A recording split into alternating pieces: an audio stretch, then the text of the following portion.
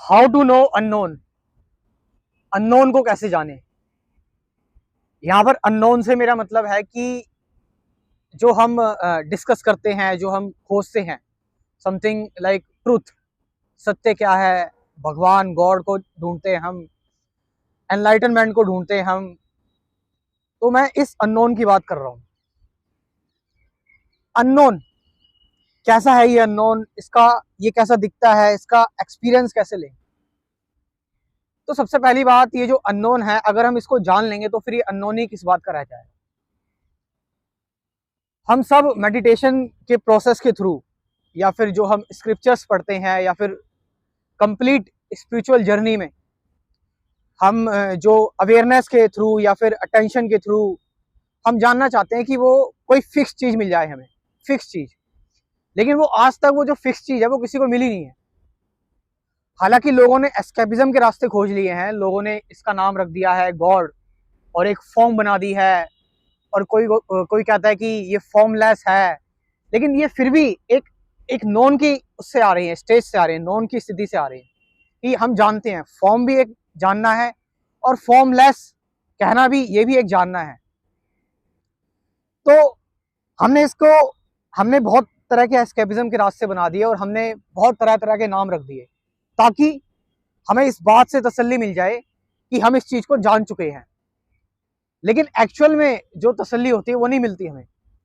अगर हम सच में, अगर हम अपना सामना करें, अगर हम अपने आप को खुद देखें, तो हम सच्चाई ये देखेंगे कि असल में जो भी हम जान रहे हैं वो दुनिया की सुनाई बातें हैं और हमने एक दूसरे से सीखी है, वो हमारी खुद की रियलाइजेशन नहीं है।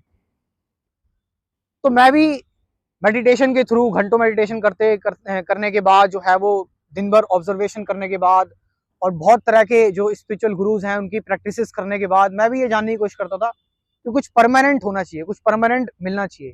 वो जो अननोन है वो क्या परमानेंट है।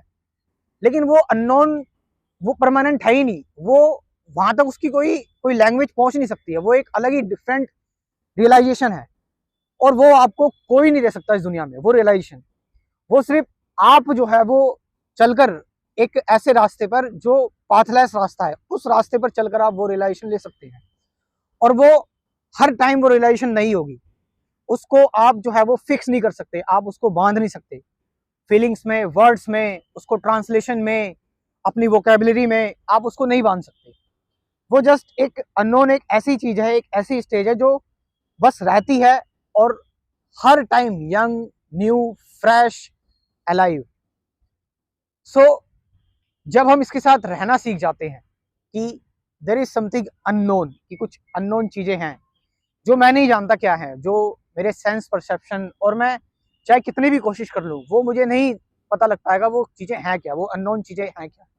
अब मैं चाहे उसको फिर एक नाम दे दूं, गॉड नाम दे दूं, या जो भी मैं उसको एक सोल नाम दे दूं, ब्राह्मण, आत्मन नाम दे दूं उसको मैं, या जो भी मैं उसको नाम देना चाहूँ।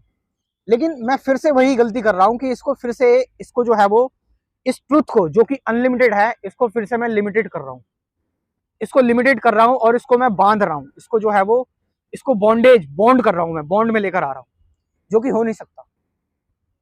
अगर आप दुनिया को देखोगे, हर एक लिविंग चीज जो है वो एक अनलिमिटेड चीज से बनी हुई है, अनलिमिटेड है बिल्कुल।